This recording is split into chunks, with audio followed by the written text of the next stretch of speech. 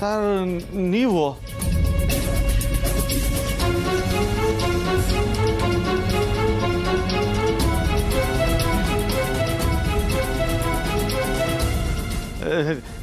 ನೀವೇನು ಸರ್ ಇಲ್ಲಿ? Mister Narahari, shock ಹೇಗೆ ಕೊಟ್ಟೆ? ನಿಮಗೆ ಶಾಕ್ ಆಗಲಿ ಅಂತಲೇ ನಿಮಗೆ ಇನ್ಫಾರ್ಮೇಶನ್ ಕೊಡದೆ ನಾನು ನಮ್ಮ ಮನೆಯವ್ರನ್ನೆಲ್ಲ ಕರ್ಕೊಂಡು ಬಂದೆ. ಇವರೇನು ದೊಡ್ಡಪ್ಪನ ಬಾಸ? ಹಾಗಾದ್ರೆ ಇಳ್ಗೊಂಕೋಲಪ್ಪ ಅಲ್ವಾ? ಅತ್ತೆ ಅತ್ತೆ ಇವರೇ ಕೈಲಿ ಬಂದಿದ್ದಾರೆ.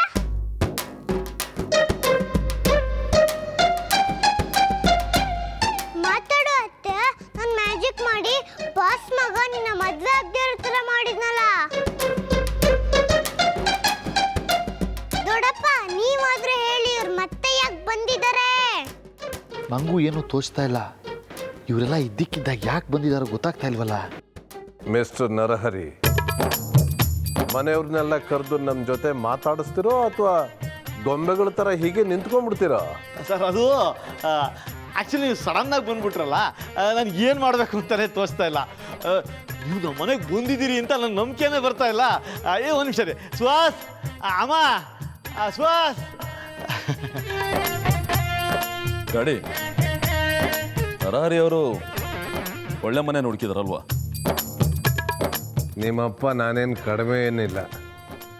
ನರಹರಿ ಈ ಮನೆ ಹುಡುಕಿರ್ಬೋದು, ಆದರೆ ನಾನು ನಿನಗೆ ಈ ಮನೇಲಿರೋ ಒಂದು ಚಿನ್ನದಂಥ ಹುಡುಗಿನೇ ಹುಡುಕಿದ್ದೇನಲ್ಲ.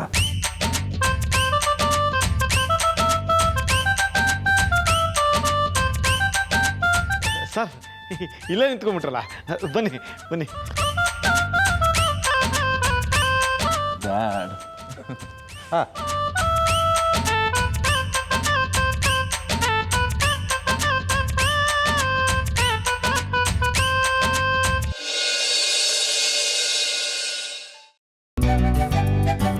ಮಿಸ್ಟರ್ ನರಹರಿ, ಫಸ್ಟ್ ನಿಮ್ಮ ಫ್ಯಾಮಿಲಿನೇ ನಮ್ಮ ಮನೆಗೆ ಇನ್ವೈಟ್ ಮಾಡಬೇಕು ಅಂದ್ಕೊಂಡಿದ್ದೆ. ಬಟ್ ಸಂಪ್ರದಾಯದ ಪ್ರಕಾರ ಗಂಡು ಕಡೆಯವರೇ ಹೆಣ್ಣನ್ನು ನೋಡಕ್ಕೆ ಬರಬೇಕಲ್ವಾ? ಹಾಗಾಗಿ ಮನೆಯವ್ರನ್ನೆಲ್ಲ ಕರ್ಕೊಂಡು ಬನ್ನಿ. ಈಕೆ ನನ್ನ ವೈಫ್ ಗೀತಾ. ನಮಸ್ಕಾರ.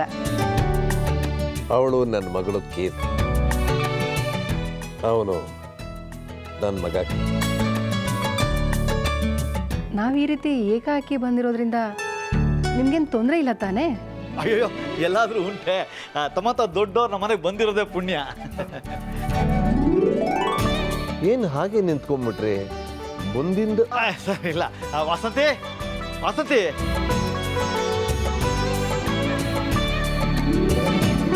ಏನ್ರಿ ಅದು?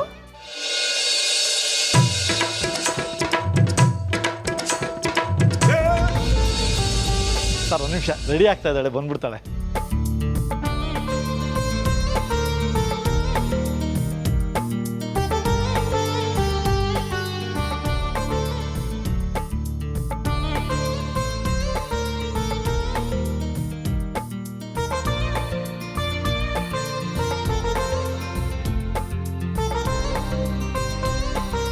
ಸಾಕ್ಷಿ, ಯಾಕಮ್ಮ ಅಲ್ಲೇ ನಿಂತ್ಕೊಂಡೆ? ಬಾ ಕೂತ್ಕೋ.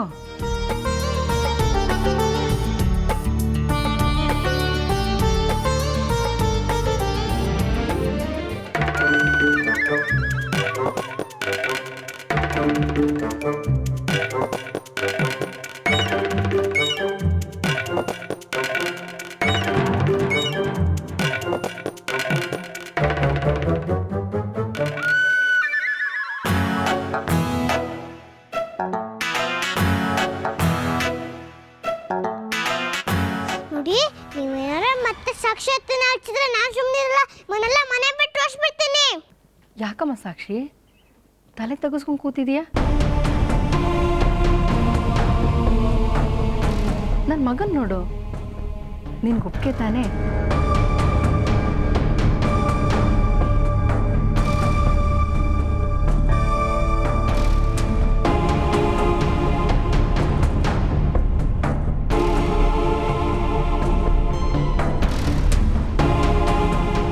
ಅದಕ್ಕೆ ನಮ್ಮ ಅಣ್ಣನ ಜೊತೆ ಏನಾದರೂ ಮಾತಾಡ್ತೀರಾ?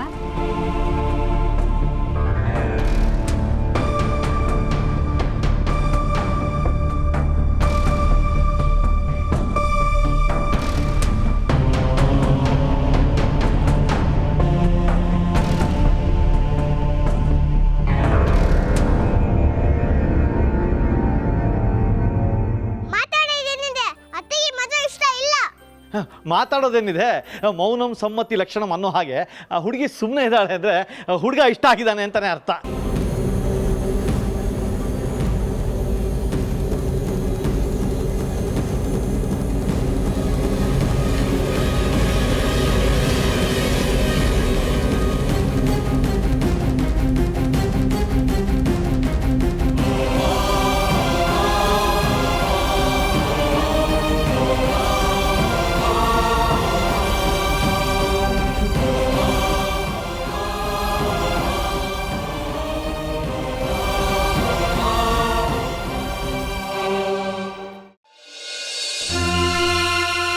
ಸ್ವೀಟ್ಗೋಸ್ಕರ ಯಾಕೋ ಸುಮ್ಮನೆ ನಿಂತಿದ್ಯಾ?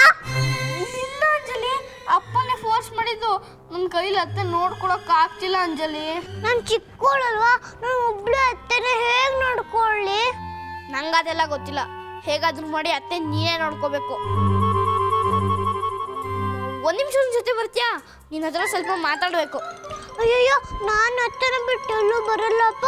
ನಾವು ಎಲ್ಲರೂ ಹೋಗಿದ್ರೆ ಅತ್ತೆನ ಮೋಸ ಮಾಡಿ ಅಲ್ಲಿ ಕರ್ಕೊಂಡು ಹೋಗ್ಬಿಟ್ರೆ? ಅಯ್ಯೋ, ಅವ್ರ ಅತ್ತೆ ಇಷ್ಟು ಬೇಗ ಕರ್ಕೊಂಡೋದ, ಬಾ ನನ್ನ ಜೊತೆ.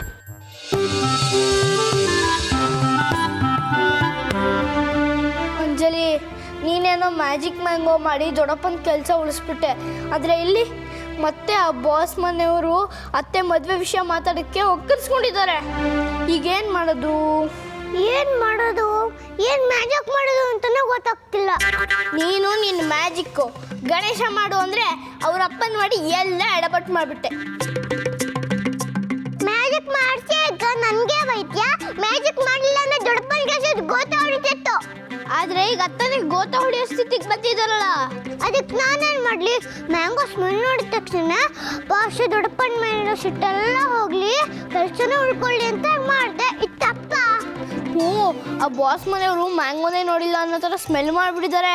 ಅದಕ್ಕೆ ಸಾಕ್ಷಿ ಅತ್ತೆನ ಬಾಸ್ ಮನೆಗೆ ಕರ್ಕೊಂಡು ಹೋಗಿದ್ದು, ದೊಡ್ಡಪ್ಪನ ಉಗಿದು ಓಡಿಸಿದ್ದು ಎಲ್ಲದನ್ನೂ ಮರ್ತು ಬಿಟ್ಟಿದ್ದಾರೆ ಅಲ್ಲ, ಏನು ಮಾಡೋದು ಅಂತ ಗೊತ್ತಾಗ್ತಿಲ್ವಲ್ಲಪ್ಪ. ಅಂಜಲಿ, ಹಾಗಾದರೆ ಅತ್ತೆ ಮದುವೆ ನಿಲ್ಸೋಕ್ಕಾಗಲ್ವಾ? ನಾ ಪುಟ್ಟೋಳಲ್ವಾ, ನನಗೆ ಏನು ಬರ್ತಾ ಇಲ್ಲ. ನನಗೂ ಏನೂ ತೋಚ್ತಿಲ್ಲ. ಹಾಗಂದರೆ ಅತ್ತೆ ಮದುವೆ ನಿಲ್ಸೋಕ್ಕೆ ಆಗಲ್ಲ.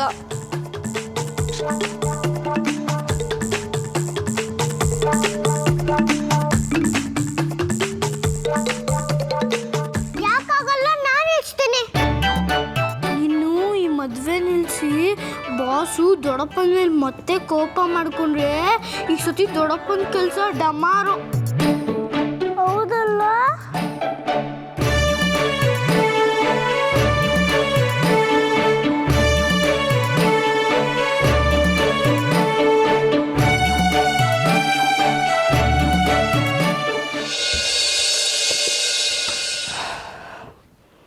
ಅಂತೂ ನಮ್ಮ ಸಾಕ್ಷಿ ಲೈಫ್ ಸೆಟ್ಲ್ ಆದಾಗಾಯ್ತು. ಟೀ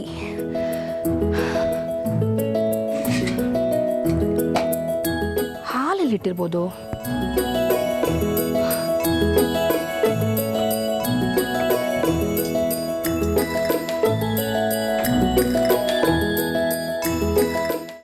ಚೀಟಿನ ಬಾಸ್ ಅದಂಗೆ ಕೊಡೋದು. ಸರ್, ಯಾಕೆ ಸರ್ ಸುಮ್ಮನೆ ಕೂತ್ಕೊಂಡ್ಬಿಟ್ರಿ? ಸ್ವೀಟ್ ತೊಗೊಳ್ಳಿ ಸರ್. ನೀವಿಷ್ಟು ಕೇಳ್ಕೊಂಡ್ಮೇಲೆ ಸ್ವೀಟ್ಸನ್ನು ತಗೋತೀನಿ. ಅತ್ತೆ, ಬಾಸ್ ತಾತ ಚೀಟಿ ತಗೊಂಡ್ರು, ಇನ್ನು ನಿಮ್ಮ ಮದುವೆ ನಿಂತೋಗತ್ತೆ. ಇದ್ಯಾವ ಚೀಟಿ? ಇದ್ರಲ್ಲಿ ಹೆಂಗೆ ಬಂತು? ಈ ಚೀಟಿ ಅಂಜಲಿ ಕೈಯಲ್ಲೇ ಹಿಡ್ಕೊಂಡಿದ್ಲಲ್ಲ. ಓದಿ ಓದಿ ಅತ್ತೆ ವಿಷಯ ನಿಮ್ಗೆ ಗೊತ್ತಾಗ್ಲಿ.